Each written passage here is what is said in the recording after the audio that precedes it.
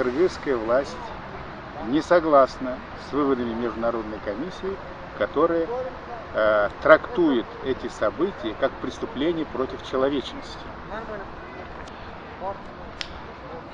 Our task as a commission was to investigate and qualify these events in terms of international law. Our conclusions are very clear. I can see that the government of Kyrgyzstan is not agreeing with the conclusions, that there were some elements of crime against humanity in terms of international law, but that's not actually our conclusions. We are very clear, and I had actually in a commission very high-level experts in terms of international law to study what really happened in terms of international law. The conclusions are very clear. It wasn't not a war crime situation. Secondly, it wasn't genocide. That's also very clear.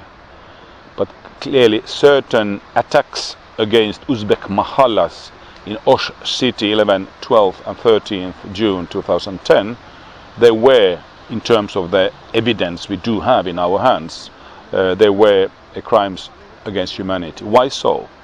The attacks were widespread, they were systematic and against civilian population, and in a scale which we can clearly say these are crime against humanity.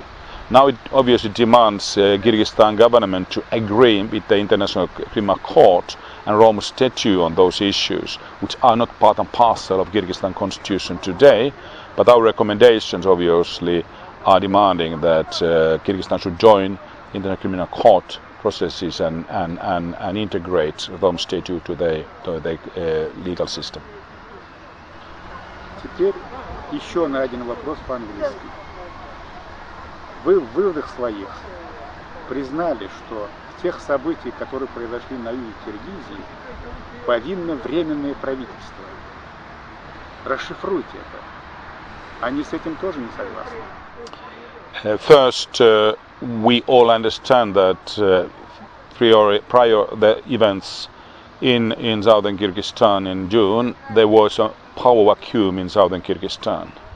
Obviously, the process, we can say so, started in 7th of April after the overthrow of Bakiyev regime in Bishkek, and when the interim government took power in Bishkek and in the whole country in principle.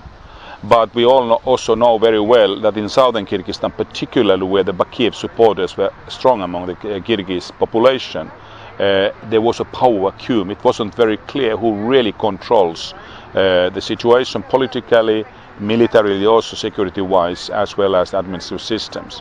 So in that way, provincial government had also an less influence in the south than in other parts of the country. But, and that's very important, in every country, the principal task for any government is to protect their people. That's a principle. That failed in southern Kyrgyzstan, and in that way we can say obviously that the provincial government is not guilty what really happened, but they were unable to react properly and do their duties as a government in southern Kyrgyzstan. Furthermore, obviously, the role of security forces or law enforcement bodies in southern Kyrgyzstan during these events were questionable in very many ways. Particularly the seizure of weapons and ammunition by the mobs from the police and army was a very strange and creates a situation of complicity even, how it's possible that military equipments and ammunitions were used, maybe even some soldiers were used during those were actually present during those events. And furthermore, which is important, proper investigation and prosecution inside the country in terms of security forces role and police role during the events haven't properly been done up to date, and that's also a serious problem even today.